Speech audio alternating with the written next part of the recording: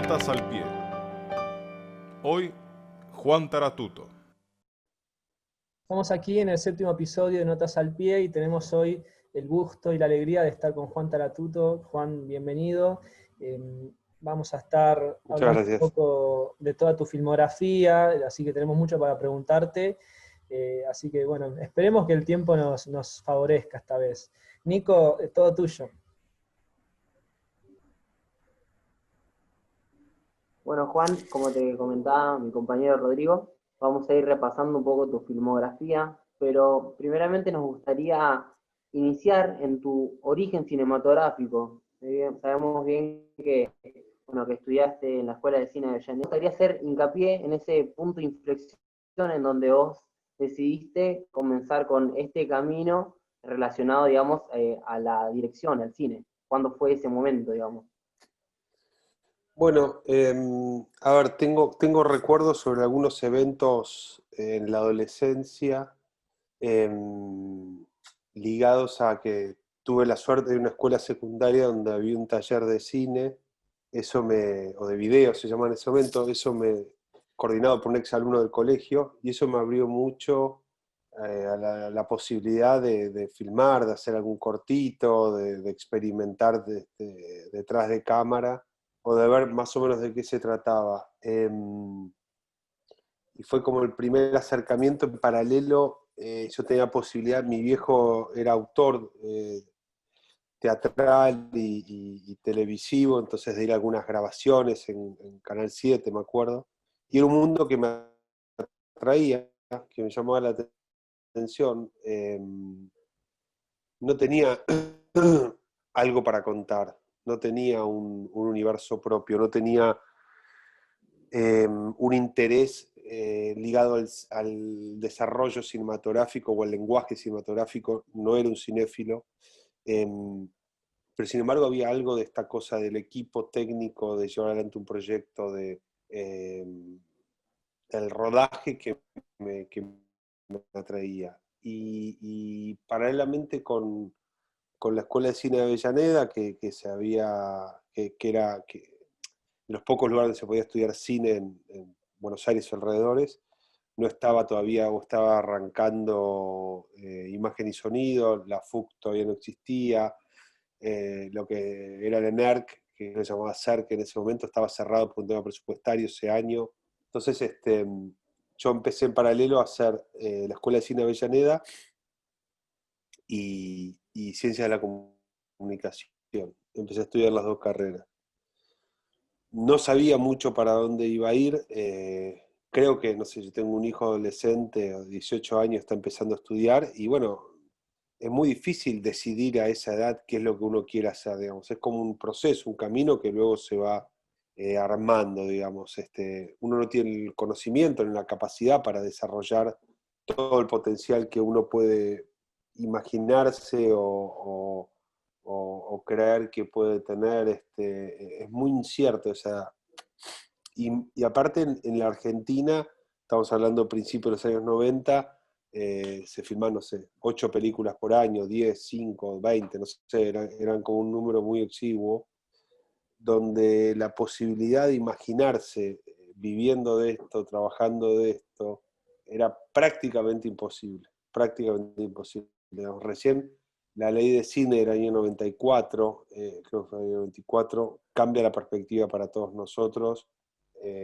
Aparece lo que se llama Nuevo Cine Argentino, eso yo ya estaba cursando ahí eso ya había dejado Ciencia de la Comunicación, me había focalizado en cine, gracias a un par de experiencias laborales, digamos, pude trabajar en una productora, pude ser meritorio en una película, pude ser a segundo asistente de dirección en una serie que se hizo en coproducción con España, y ir a España. Entonces, ahí ya empecé a ver algo que me atraía mucho más que lo de Ciencia de la Comunicación, y ya estaba estudiando en la FUC, entonces en la Universidad del Cine, con la aparición de la ley de cine, eh, se despierta en todos nosotros un deseo muy grande de empezar a filmar porque aparece la posibilidad de empezar a hacer películas, digo, si bien recién hacia el año 2000 o 98, 99, 2000 empieza como nuevo cine argentino, ya existe, eso permitió, esta ley permitió que nos imaginemos como directores de cine, digamos. Fue realmente un puntapié inicial armado por Antín, por Luis Puenzo, actual director del Instituto de Cine. Cambió la financiación, digamos, políticas de Estado que permitieron que se convierta en una industria como hoy la conocemos. Juan, sabés que vos contás en una entrevista que ves el mismo amor, la misma lluvia y también te dispara un poco esa película, el género de la comedia romántica. Para adentrarnos un poco en No sos vos, soy yo, preguntarte Sí. cómo fue ese nacimiento. También digo, como director, cómo es, o al menos tu camino de realizar esa película, todo lo que atravesaste para poder hacerlo. Sí, no sos vos, soy yo. A ver, repito un poco el concepto de antes. Cuando yo terminé la escuela de cine, yo tenía conocimientos, había hecho algún corto, me había costado mucho escribir un guión para un corto. Me gustaba mucho el ambiente de la filmación, me gustaba el trabajo con equipo, con compañeros, me gustaba llevar adelante el proyecto, ir al laboratorio, me gustaba hacer los planes de filmación, pero yo no tenía algo que contar, yo no tenía un universo propio que me desafiara a escribir un largometraje o a plantearme la posibilidad de hacer un largometraje. Y sentía que no podía forzar eso.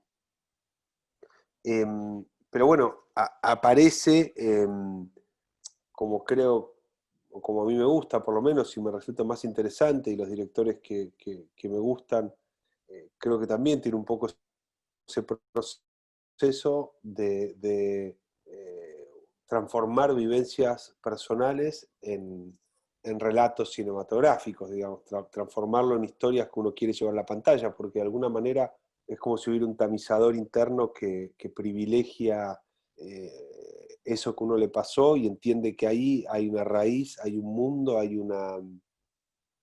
eh, un evento que puede ser interesante contarlo para que otra gente lo escuche. Con algo de vanidad seguramente, pero también con el deseo de amplificar un sentimiento, digamos. Para mí el cine siempre tuvo como eh, esa capacidad de amplificar un poco, digamos, nuestra tarea es representar, ¿no? Es volver a presentar, volver a pasar por algo que ya vimos, camuflado, con diferentes personajes y qué sé yo, pero siempre de alguna manera uno está hablando de uno, o debería haber algo de lo cual uno pueda agarrarse.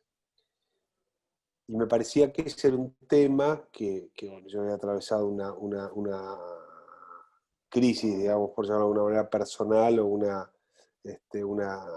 crisis amorosa. Entonces, bueno, yo partí de eso como un material para poder armar un guión, digamos.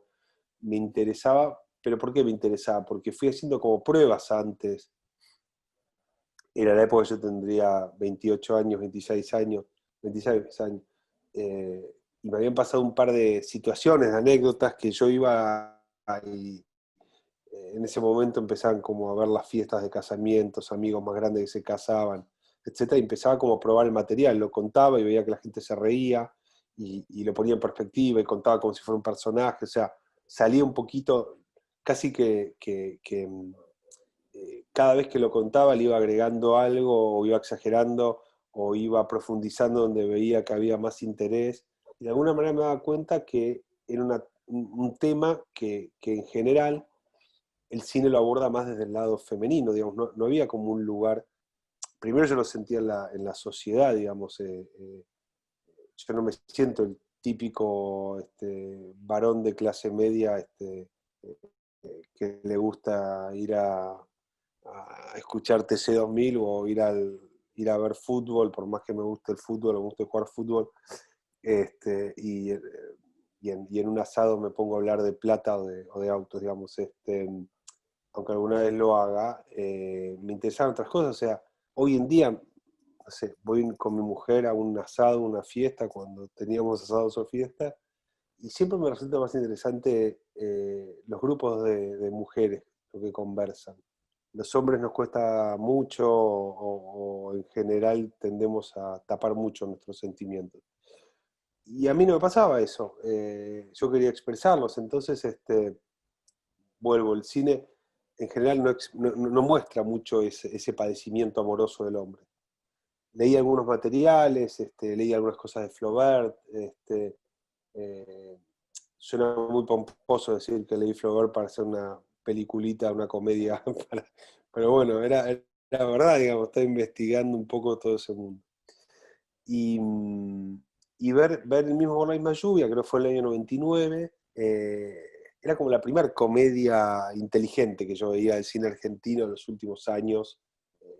Obviamente había muchas pelis más en los 70, digamos, comedias que uno podría resultarle atractivas, pero en los 80, entre el proceso y el post-proceso, digamos, con un cine muy cargado ideológicamente o con una necesidad de contar algo y de expresar algo relacionado con Malvinas, con el proceso, lo cual lo sentía totalmente válido, pero mis temas no eran esos, por más que había sufrido familiarmente el proceso, mis temas no eran por ahí más relacionados con, no sé, con cosas del nuevo cine argentino que tenían que ver con historias más callejeras era una problemática social media, burguesa, no muy significante, pero a la vez a todo el mundo le había pasado. Voy a poner el WhatsApp. A todo el mundo le había pasado. Todo el mundo, de una u otra manera, había vivido algo parecido.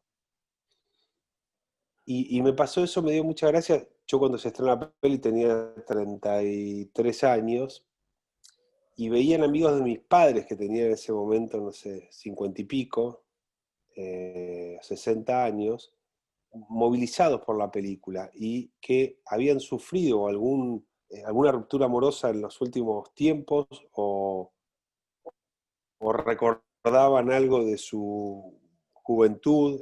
Entonces me da cuenta que era un tema, lo hice porque yo necesitaba hacerlo, digamos, ¿no? Pero vi un poco cómo la comedia permitió eh, hablar de algo que a todos nos pasaba. Y yo te pregunto, Juan, sabes que justo que hablas de esta película, tiene algo que a mí me parece muy genuino, si se puede, si esa es la palabra, que es que carga todo el tiempo una película con mucha sensibilidad y que parece todo el tiempo sincera y eso, yo creo que la palabra es sensible, sobre todo en diálogos, rescato un poco del diálogo del final, ¿no? Donde el personaje de Peretti hace como una especie de guía de cómo va atravesando del dolor a la tristeza, de la tristeza a la superación, digo, todo ese esquema que hace. Y yo te quería preguntar también desde el lado del guión, eso te lo marco, Diego, como algo que nos gustó mucho con Nico, como un resaltado, pero vemos en las comedias románticas si después analizaremos sus otras películas, pero como ciertos ingredientes que tienen que se repiten de alguna forma. Por ejemplo, los personajes secundarios que siempre son como un coro que está o con ambos protagonistas o con uno de ellos, pero siempre están esos personajes secundarios, digo, Sí. como recetas.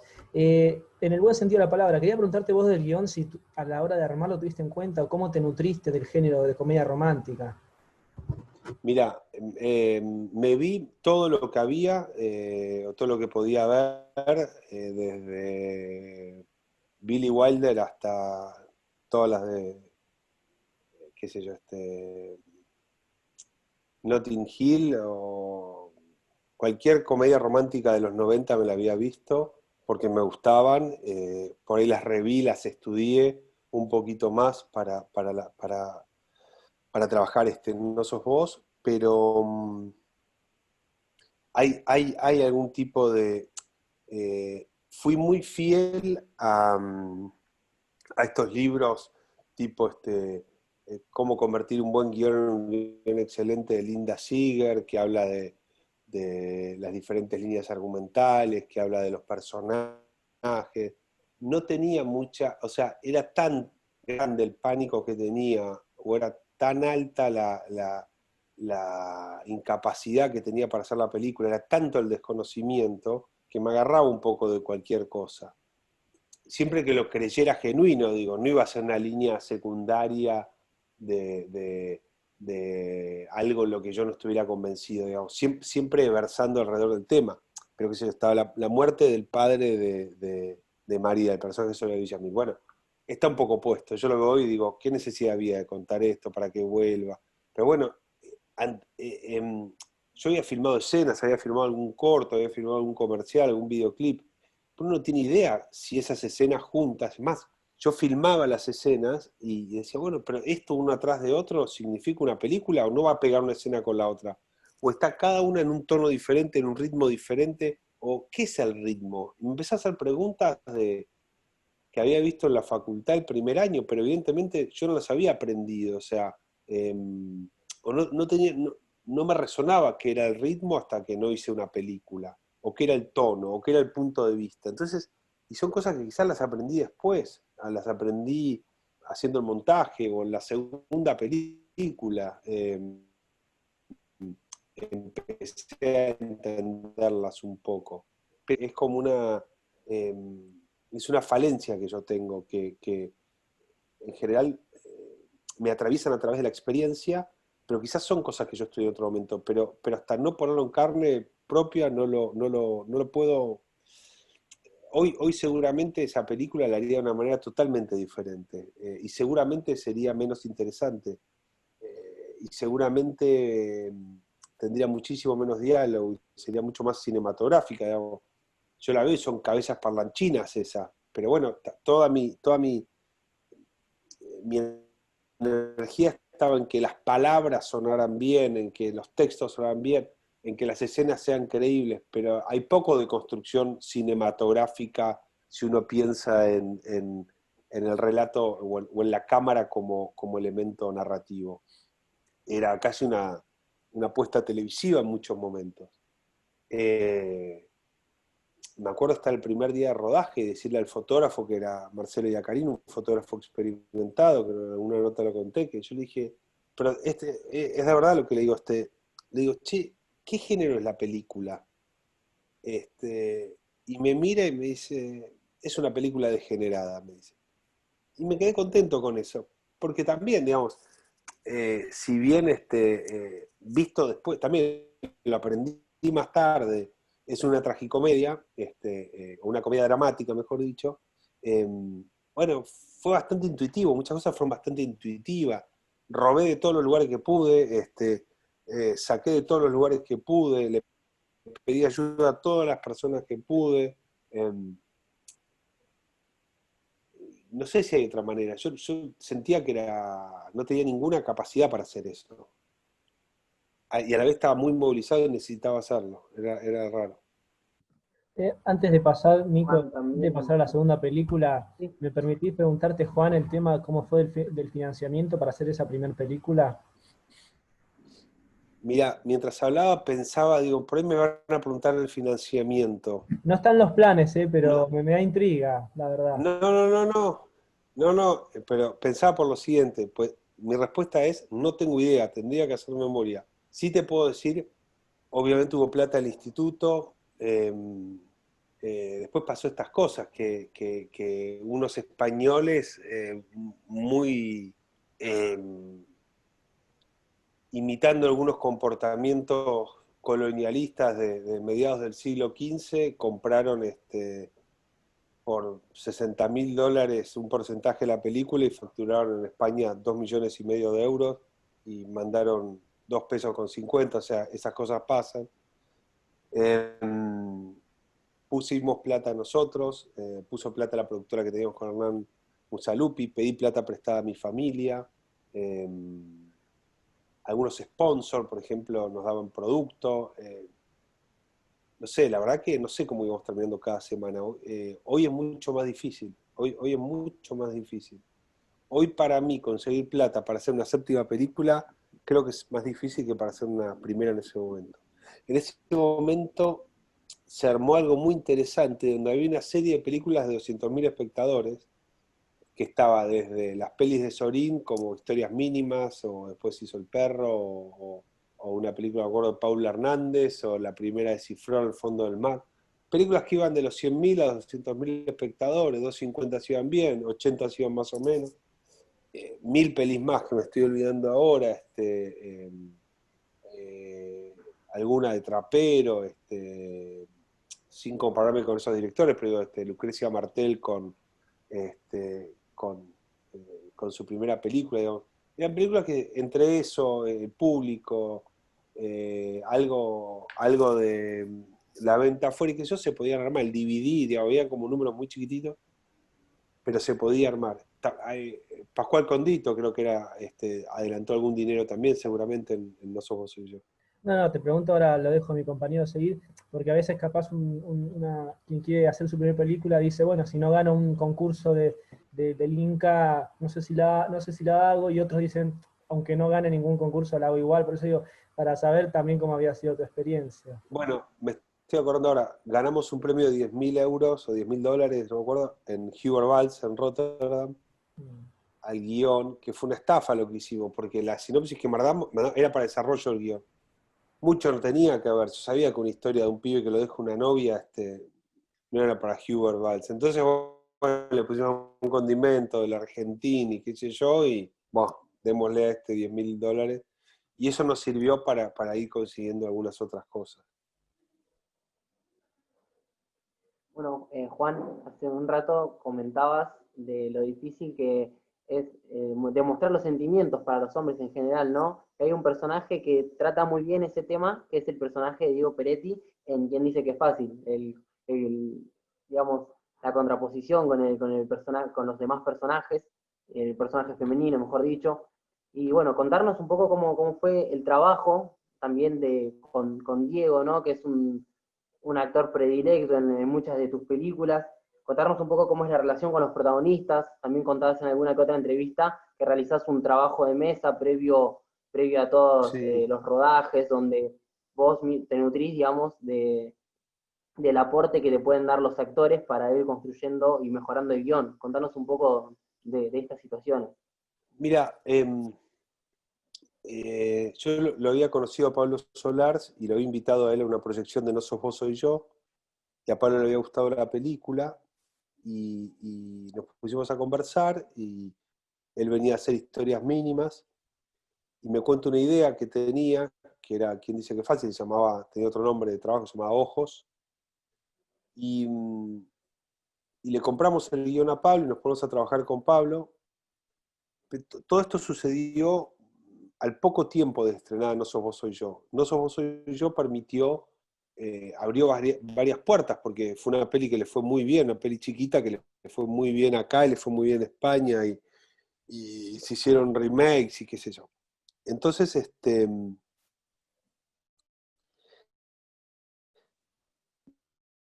más difícil que hacer una primera película es hacer la segunda, porque hay algunas cosas que te salen, el amateurismo permite algunas cosas de una primera película, desde la ayuda de la gente y la mirada piadosa de la mayoría de los que te acompañan, y en una segunda entra el industrial y los favores que te hicieron. Lógicamente la gente quiere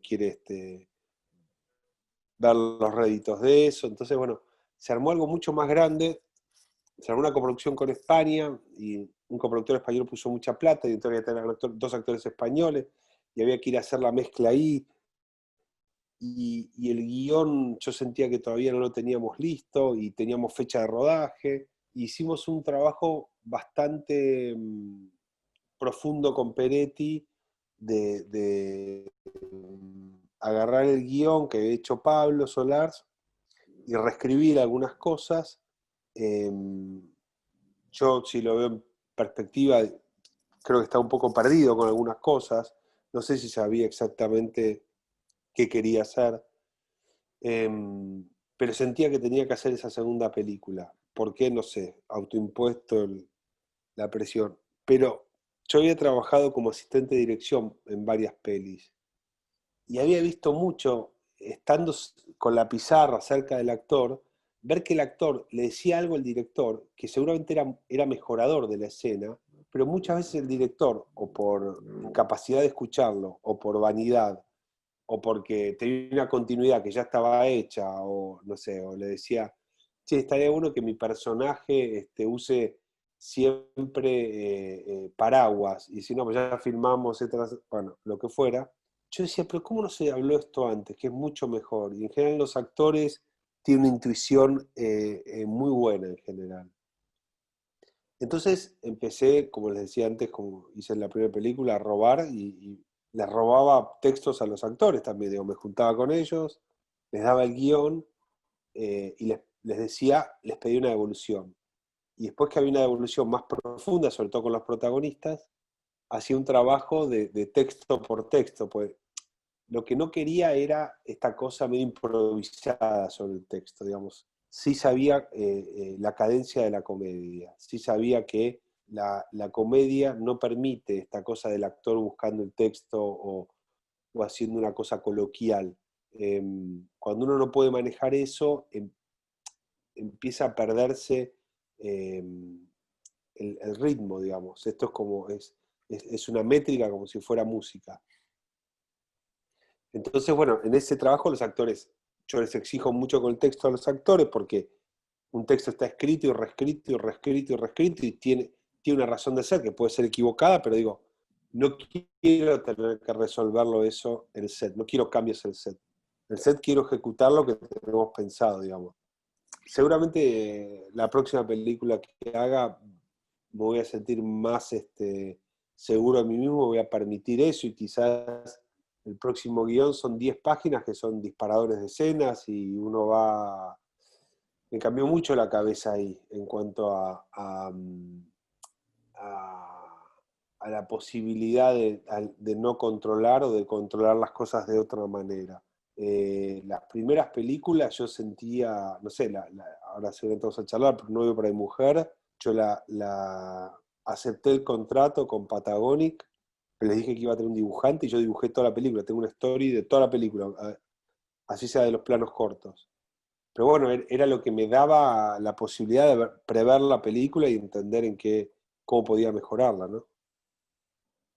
Bueno, aprovecho también, bueno, ya que lo mencionaste, y pasar a la siguiente película, que justamente era Un novio para mi mujer, y también contarnos un poco cómo fue ese trabajo y la comodidad, si se quiere, que sentís quizás trabajando con Adrián y con Valeria, ¿no? Digo, me refiero a más de una vez que has trabajado con ellos, y bueno, contarnos cómo fueron también la construcción de esos personajes y de ese guión. Bueno, ahí me llaman, a mí me ha ido muy bien con esas dos películas. Quien dice que fácil ya la estrena un canal de televisión, tiene un estreno gigante, para mí por lo menos, era muy grande, tuvo 500.000 espectadores, un número así, y eso me permitió que me convoquen para Un novio para mi mujer. Yo lo conocí a Adrián de algún encuentro social, que yo no tenía trato con él, y nos juntamos. Solars, que era amigote mío, me iba contando el guión, cómo íbamos charlando. Y nos juntamos con Adrián y él me dice, bueno, yo quiero que hagas tuya la película. Y eso para mí fue muy importante porque entendí que Adrián quería ser dirigido o quería trabajar en equipo, que no quería un director que yo ya había tenido una experiencia en televisión antes de No Sos Vos Soy Yo, con un actor que me había sido muy complicado porque era una especie de fusible de lo que él quería hacer, digamos. Yo no funcionaba y no quería que vuelva a pasar. Entonces fui tanteando de a poco, digo, de esa primera reunión, que Adrián es encantador aparte, entonces, bueno, y es divertido hasta todo el proceso en donde había un guión espectacular que era de Solars, con una trama que es lo que se vio. Había algunas cositas del mundo y del tono que para mí eran, un poco lo que decía antes, eran desconocidas porque era un grupo de amigos que se encuentran del bar y que charlan. Yo no tengo ese grupo de amigos, digamos. Yo no conozco cómo es el cafetín. porteño, un personaje más oscuro de barrio, el Cuervo Flores. Entonces, yo ahí pedí unos meses, se corrió el rodaje y yo me fui a Uruguay de vacaciones y a escribir. Entonces, por ejemplo, todo el mundo del Cuervo Flores, que trabaja en un parque de diversiones, o que los encuentros del Tenso son en los partidos de fútbol, fueron como todas cosas producto de una reescritura solo que hice para poder, lo que yo decía, hacérmelo a medida ese guión, digamos.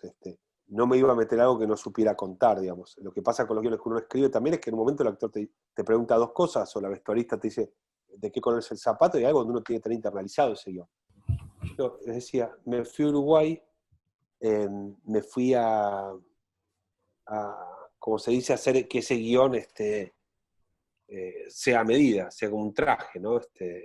Tener la seguridad de entenderlo, de poder responder todas las preguntas que un actor me pudiera hacer, de poder elegir el vestuario, de poder entender el movimiento de cámara que necesitaba, o sea, y en ese proceso, el personaje del Cuervo estaba más ligado a un tipo recluido en un barrio, medio desaparecido en una casona, pasó a ser un personaje detrás de una máscara de un perro en un parque de diversiones decadente, y la Tana, o mejor dicho, el Tenso, en vez de juntarse en bares, se juntaba en el fútbol con los amigos, y entró el vestuario, y entró, digamos, empecé como a darle la luz que yo sentía que era la que a mí me resultaba familiar. Y fue un proceso de mucho ensayo, que no es común. Adrián estaba muy metido en el proyecto, tenía muchas ganas de hacer esa peli. Fue una peli luminosa, digamos, la verdad que nos divertimos mucho, la pasamos muy bien filmándola. Y también fue una época donde justo estalló lo de 2009, creo, 8, 9, lo del campo, digamos, todo el quilombo del campo y la 125 y qué sé yo. Y la gente, digamos, diferente ahora, pero la gente estaba como muy retraída, que había una tensión política muy fuerte, y me acuerdo que una vez que se destraba, al toque nosotros teníamos fecha de estreno, eso fue una casualidad. Entonces era como un aluvión de gente en la calle, y se había disipado todos los temores, y entonces la gente salía, iba a morfar, iba al cine, mucha gente viendo la película, mucha gente que no era el público natural por ahí de Suar, que en cine había hecho otro tipo de comedias, o para mí fue un espaldarazo gigante. A mí me abrió mi carrera.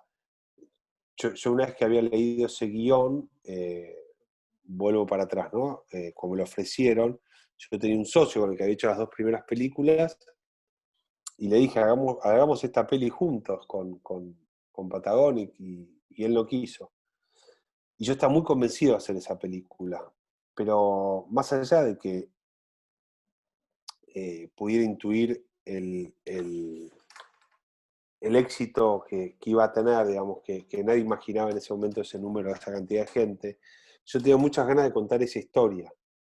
Yo tenía muchas ganas de atravesar ese proceso de laburar con Suar, tenía muchas ganas de trabajar con Valeria, eh, tenía ganas de trabajar en una producción mainstream para nuestro país, por lo menos. Entonces, bueno, eso hizo que perdiera, digamos, mi productora, dejaba de tener una productora, me fui a la productora, hice esa peli, después armé otra productora, pero me sirvió mucho para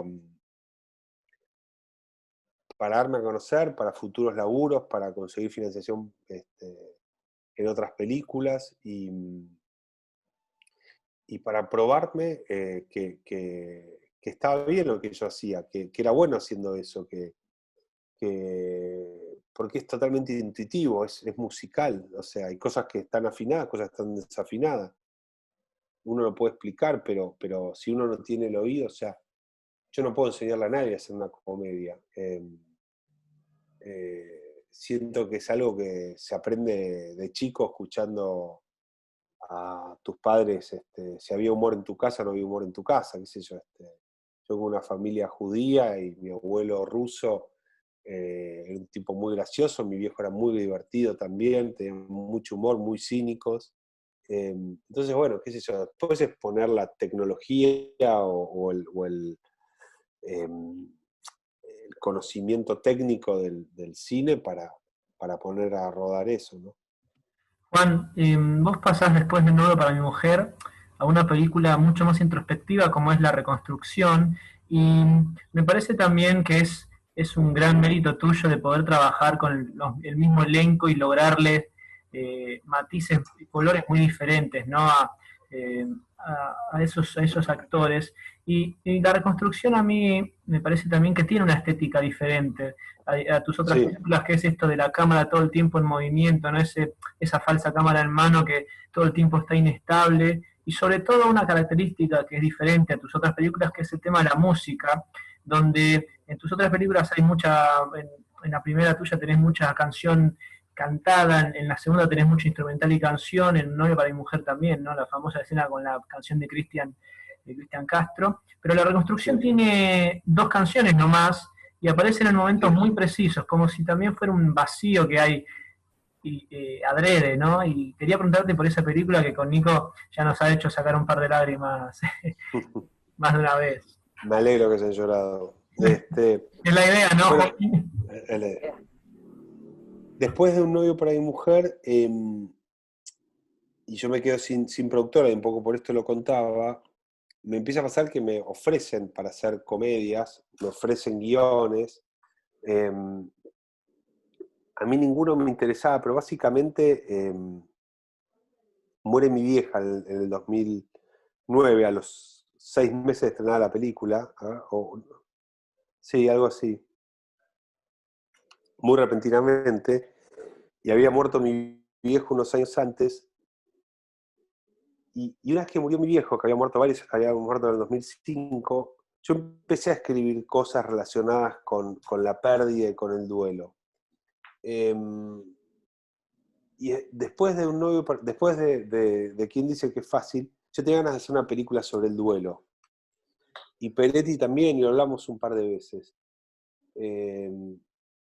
Pero bueno, yo no sabía por dónde encararla. La verdad que no tenía la capacidad para hacerla.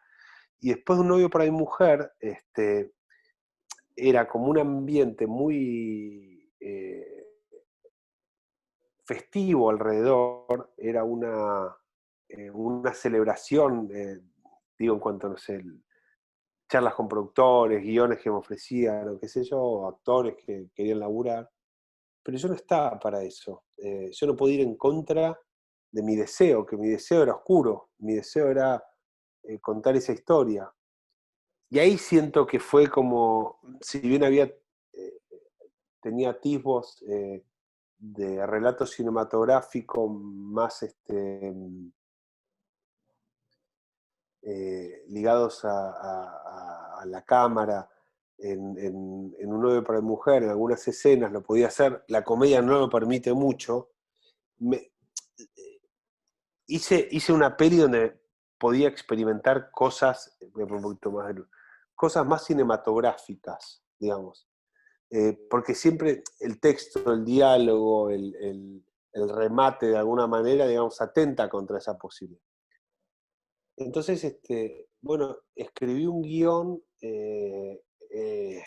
Pablo Solar estaba dando talleres en ese momento de guión, hice con Pablo 2 años de taller para trabajar ese guión,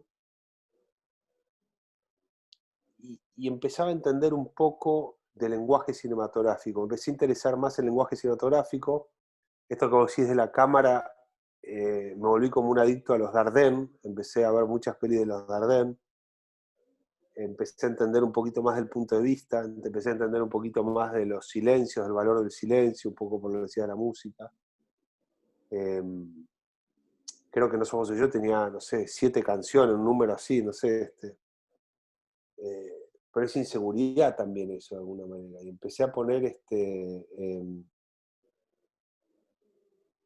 empecé a permitir que el espectador también construya. toda esa búsqueda, que para mí era necesaria desde lo temático y desde lo instrumental, no fue acompañada por la industria. Me costó al principio mucho, desde los mismos productores de Un novio por mujer, que yo sentía que era como lo que venía, poder hacer una peli mía, no me acompañaron. Y de mi otra productora, y Axel Kuchevaski, que era amigote mío, nos conocíamos y él había hecho una muy buena crítica de Un novio por mujer, y nos juntamos a tomar algo, éramos vecinos, él ahora está viviendo en Los Ángeles, y Axel me ayudó mucho. Axel me ayudó a poder financiar una película infinanciable. Como todo en la vida, tenía que hacer después una comedia, hicimos un contrato con Disney por 2 películas, que para mí era espectacular, digamos, ¿no? Saber que después de esa iba a filmar otra. Y también laburé mucho con Peretti, yo le iba dando versiones, le iba dando un poco el tono. Él sumó varios textos. Diego fue bastante insistente y con razón en entender por qué este personaje se había apartado del mundo. Entonces, bueno, construir esa historia con su mujer.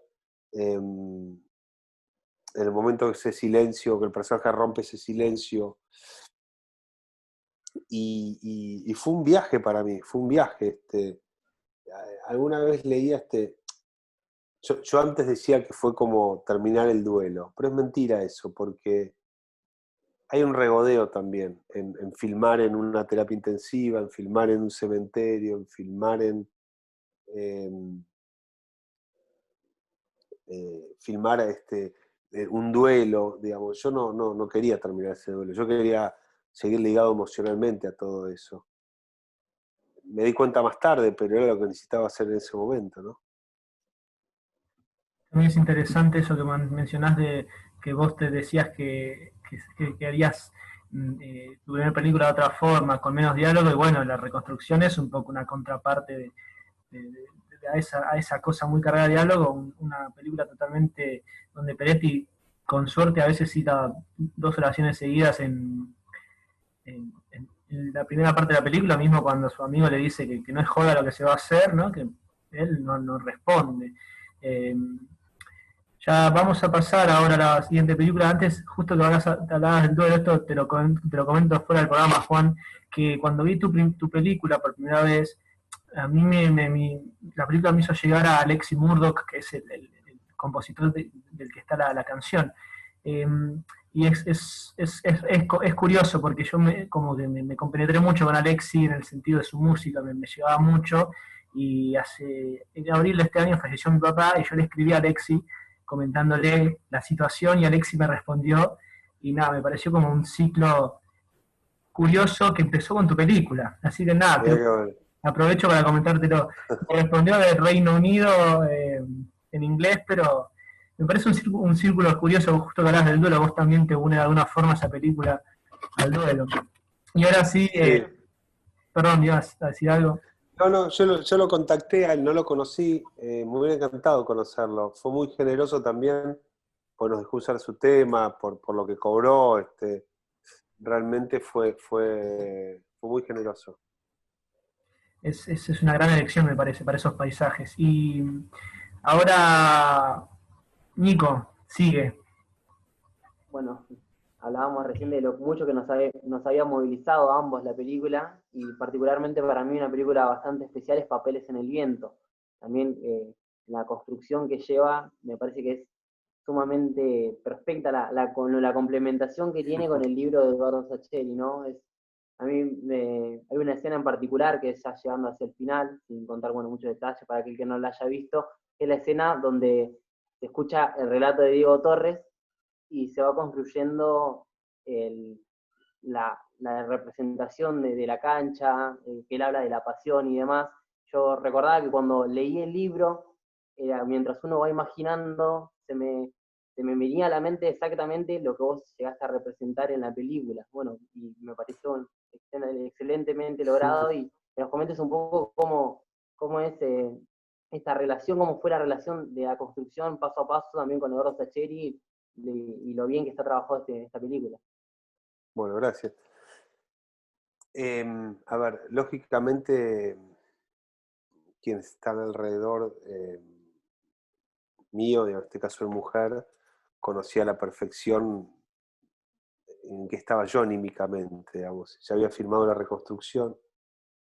No había filmado la reconstrucción, la había escrito.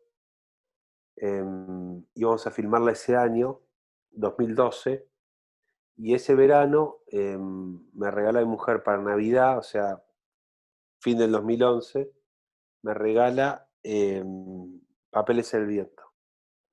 Yo había leído de Eduardo algunos cuentos y había tenido la suerte de conocerlo a él en una cena que había organizado Daniel Rabinovich. Daniel Rabinovich, que está en Quien dice que es fácil, es un ser, no sé, muy particular y organizaba cenas en la casa con gente que no se conocía. Y nos invitó, tuvimos la suerte que nos invite. A veces íbamos a caminar por acá, yo sigo viviendo acá. Ahora, yo vivía en Vicente López, a 8 cuadras de la casa de él, ahora mudé a 2 cuadras de la que era su casa. Un tipo impresionante. Y Daniel nos presenta con Sacheri, cambio de teléfono con Sacheri en esa cena. Mi mujer me regala el libro, esto habrá sido en noviembre, en diciembre o en octubre. En diciembre mi mujer me regala el libro, lo leo entre Navidad y Año Nuevo. Estamos en la costa, pues ya estaba haciendo temporada esa actriz. Y me pasa eso que te pasa con los libros, que te vas al baño y te llevas el libro y te quedas 25 minutos leyendo y todos se van a la playa y vas así leyendo mientras vas caminando. Un libro de 400 páginas, digamos, tardé 4 o 5 días. Esa cosa magnética que es inexplicable. Pero bueno, también tenía que ver con el duelo, con mi momento. Íbamos a la playa, yo me iba a la sombra a leer el libro, y lo terminé de leer, y lo llamé a Eduardo. Me acuerdo que estaba en Mar del Plata y lo llamé a Eduardo y le dije, che, ¿cómo te va? ¿Qué sé yo? Quiero hacer esto. Ya habían ganado el Oscar ellos creo que ya habían ganado el Oscar, sí, con El secreto de sus ojos. Con lo cual yo pensaba que iba a ser prácticamente imposible y Eduardo también muy generosamente me dio esa posibilidad. Y hicimos el guión, digamos, hizo una adaptación básicamente él sobre la novela. En realidad el gran proceso fue quitarle material porque era muy extenso, entonces bueno, era sacar todo el pasado, dejar 2 o 3 flashbacks. Es muy difícil el uso de los flashbacks en el cine para mí. Pero bueno, también, y entonces ahí, bueno, contamos con Rabinovich también, que hizo un papel, Daniel, que era como nuestro Celestino. Y esa escena en particular que vos me preguntabas, del momento que estaba escrita, yo no soy fanático del fútbol. O sea, estuve viendo ahora las finales de la Champions, pero no voy a la cancha, veo lindos equipos, digamos, la verdad que me gusta el juego, no soy fanático. Y me sentía que tenía que ser una escena emotiva, a la vez tenía que ser una escena estética, a la vez tenía que ser una escena honesta, y no sabía cómo hacerla. Tantas dudas me generaba que se me ocurrió llamar a un amigo director, que es Pucho Mentasti, creo que para pedirle que la filme él la escena, porque yo sentía que tenía algo medio onírico, que tenía algo que yo no sabía hacer. Bueno, finalmente no lo llamé y no me animaba a llamarlo, y la escena se iba a filmar un día y se cambió. Y llegué al set de rodaje sin saber cómo lo iba a hacer, literalmente. Y bueno, hay algo agarramos 2 cámaras y estábamos con Matías, con el director de la segunda unidad, y empezamos a tirar papeles y empezamos a entender que era más por el detalle, y eran los rostros, y era algo de un papelito volando, y era algo del contraluz, y era algo del invierno, de la luz yéndose, digo, había algo en lo climático. La filmamos bastante rápido, en un par de horas se estaba yendo la luz, con ellos saltando ahí en la tribuna. Pero bueno, después es la magia del cine. Yo me fui de ahí diciendo, ¿qué cazzo hicimos? Digo, ¿habrá algo acá? Y después entra la música, y entra la voz en off, y entra el ralentado, y entra el montaje, y entra el plano corto. Ayer vi la escena por un diálogo con un director técnico, que se la mandé. Y bueno, y emociona. Empuja hacia un lugar donde uno... Pero los elementos por separado, yo no sé si tenían ese valor, digo, de los planos. Evidentemente, uno cuenta con muchos instrumentos, y algunas veces hace uso indebido de unos para reforzar lo que no ha logrado con otros.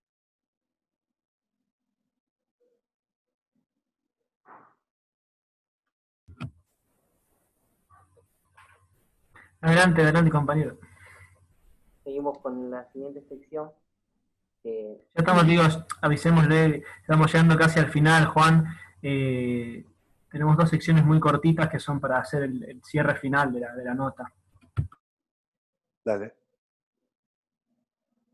La siguiente sección, Juan, se llama Notas al Pie. Es bajo este concepto donde nosotros te vamos a nombrar algunas de tus películas, de tus obras, también algunas en las que hayas trabajado, no como director también, sino obras en las que hayas trabajado como asistente o como productor.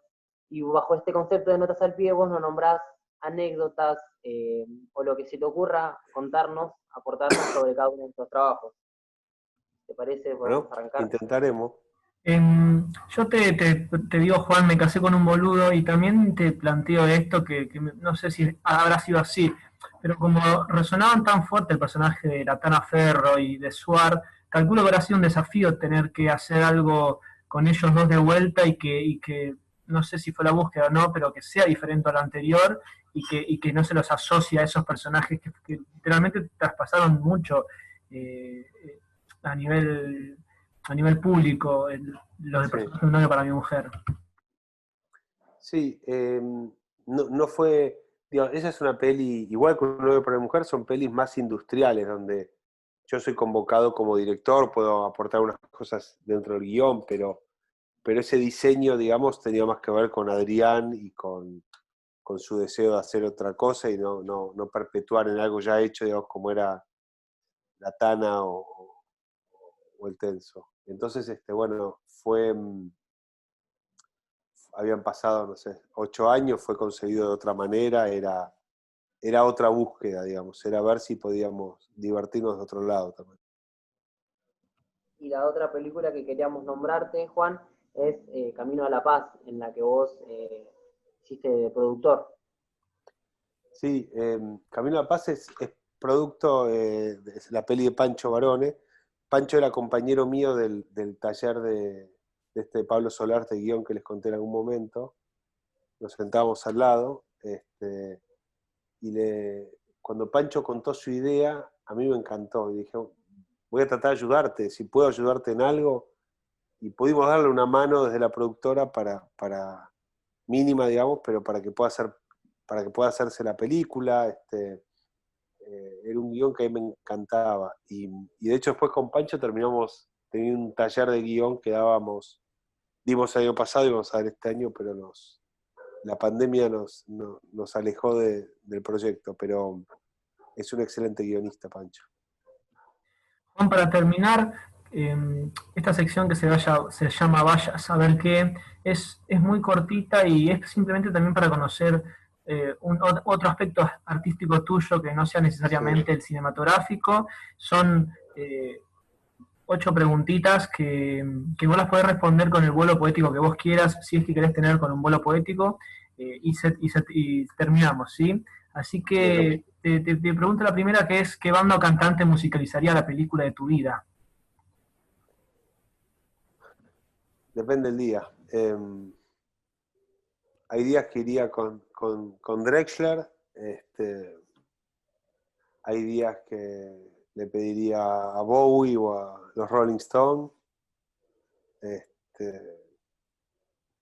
Y algunas partes las haría Serrat también, qué sé yo, sería como una lista de Spotify un poco ecléctica. Bastante variada. Juan, ¿qué director o directora dirigiría la película de tu vida?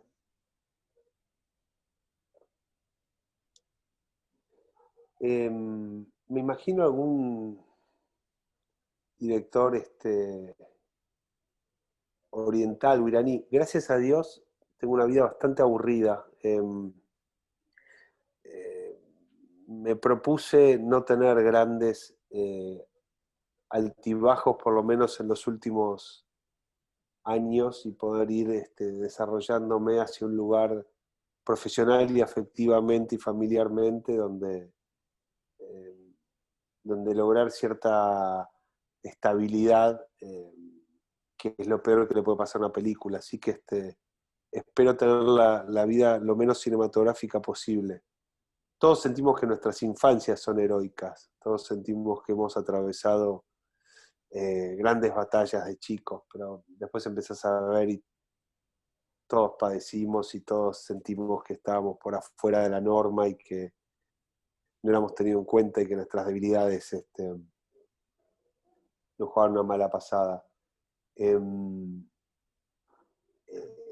Gracias a Dios,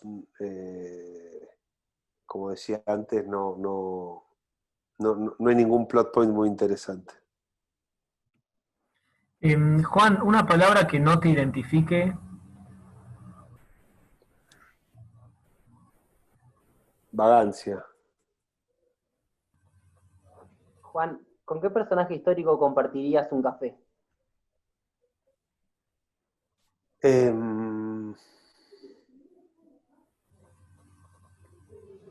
Con Freud. Juan, si pudieras evitar un hecho cualquiera de la historia, ¿cuál elegirías para que no se concrete? El Holocausto, el nazismo. Es increíble, lo digo como algo llamativo, que generalmente eligen Holocausto o la dictadura del 76. Ese Sí. Bueno, Coinciden en eso. fueron. ¿Qué? No, Juan, ¿qué le... No, está bien. Juan, ¿qué le dirías a Dios? Dame alguna prueba porque no te vi nunca. y una pregunta que a veces es un poco hincha pelotas, si nos ponemos coloquiales, pero te pedimos una película y un libro para recomendar.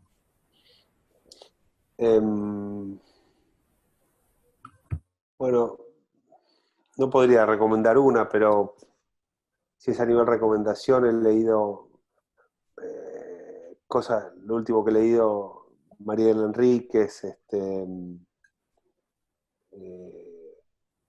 Mairal, el libro de cuentos de Pedro Mairal me ha gustado mucho. Hay un autor noruego, se llama Karl Ove Knausgaard, que ha hecho no sé cómo se llama, seis tomos de 600 páginas cada uno, que se llama Mi lucha, hablando del holocausto, se llama Mein Kampf, Mi lucha, pero no tiene nada que ver con el nazismo, que es una autobiografía realmente increíble, para mí increíble. Fue un suceso editorial en Europa, pero yo lo descubrí de casualidad y me encantó. Y Samantha Jolie me parece una locura. Y películas, bueno, Los Hermanos Dardenne, Chico de la Bicicleta, algunas de Kaurismäki, Contraté un asesino a sueldo, Annie Hall, Apocalipsis Now, Buenos Muchachos, El Padrino 2, no sé. Te digo las que estuve reviendo ahora, me doy cuenta que las plataformas están para rever cosas, no hay nada nuevo, o hay muy poco.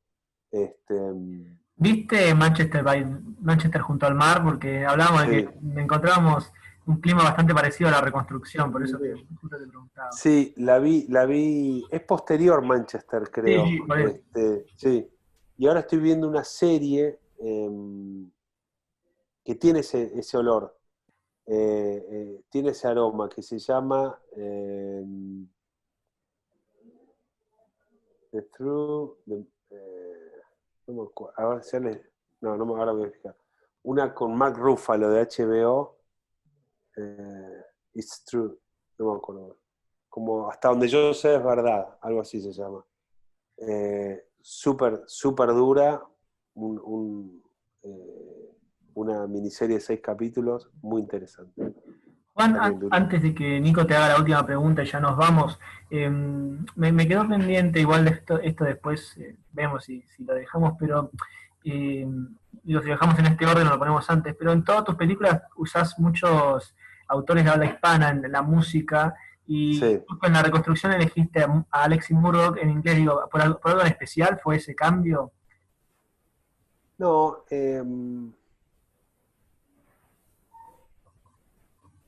no tenía que ver con, era más de la sonoridad, era, a ver, me la propuso el editor, Pablo Barbieri, que me iba mostrando armados y armó esa escena y le puso esa canción, y ahí me emocionó y dije, yo quiero hacer esto, ¿ves? Yo quiero que la escena emocione, yo quiero que la película emocione. No fue algo premeditado, no estaba, es más, lo tomamos como referencia, porque pensamos que iba a ser muy, muy, muy complejo conseguir el tema, pero después se logró, o sea, pero era como un tono lo mismo que en la escena de la muerte, hay un tema de este autor italiano, Nicola, estoy terminando los nombres, un músico que falleció ahora, creo, Nicola, y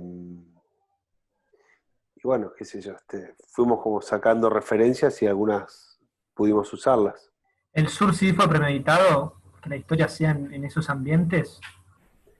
Sí, yo sentía que tenían que estar alejados de su lugar de origen, tenían que ser foráneos, había algo en las ciudades más chicas donde el extranjero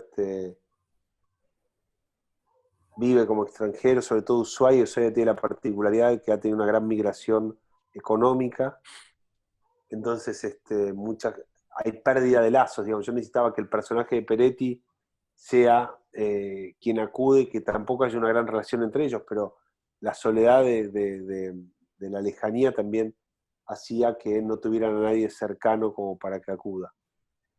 Y yo no conocí Ushuaia, pero quería filmar con nieve, y fui a conocer Ushuaia mientras escribía el guión, la verdad. Y me encantó, después volví de vacaciones y familiarmente hemos ido a esquiar, es un lugar muy querido. ¿Y las dos hijas de Peretti son de allá o actrices o llevaste todo elenco de acá? No, elenco de acá, Ah, son de acá de Buenos Aires. me callo la boca, no digo más nada. Juan, ya para ir finalizando, me gustaría esta pregunta que es un poco simbólica, abstracta si se quiere, cada entrevistador la agarra hacia donde él quiere, ¿no? Te digo, desde acá, ¿cómo ves a los que están allá? ¿Qué es allá? ¿Dónde es allá? Y, por ejemplo, yo te tiré algunos ejemplos de los entrevistados que estuvimos previamente, lo tomaron para diferentes lados, ¿no? Algunos quizás lo tomaron para algo que sobrepasa lo terrenal, o quizás para posiciones acá en la Tierra, Para lo social, para el lado que vos quieras agarrar, la otredad, las algunos hablan de la existenciales. otredad. De vuelta, ¿cómo es? Desde acá, ¿cómo ves los que están allá? Desde acá, ¿cómo ves a los que están allá? Bueno, por el lugar que lo puedo pensar es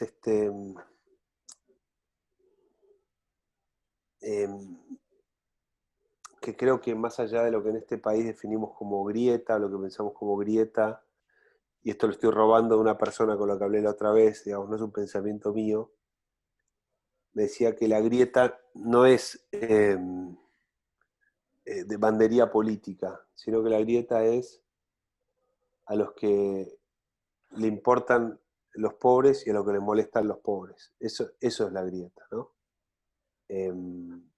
La otredad tiene que ver con